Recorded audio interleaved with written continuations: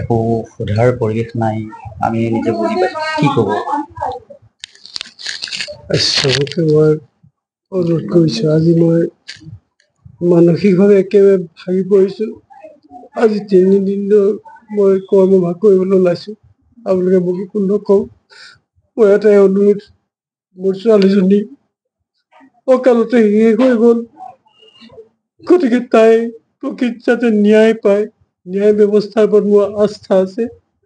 এই ক্ষেত্ৰত মাননীয় অসমৰ মুখ্যমন্ত্ৰী ডাঙৰীয়া ডক্টৰ হিমন্ত বিশ্ব শৰ্মা ডাঙৰীয়াক মই কাতৰ অনুৰোধ জনাইছোঁ। মই অকালতে হেৰাই যোৱা ছোৱালীজনীৰ যাতে উচিত তদন্ত লাভ কৰিব পাৰোঁ, এই ক্ষেত্ৰত শ্ৰদ্ধাৰ মুখ্যমন্ত্ৰী ডাঙৰীয়াই যাতে সহায় কৰে, তাৰ বাবে মই কাতৰ অনুৰোধ কৰিছোঁ। মোক যাতে তেখেতে ন্যায় প্ৰদান কৰিব পাৰে, এয়ে মোৰ অনুৰোধ। মই ইয়াকে কৈ সামৰণি মাৰিছোঁ।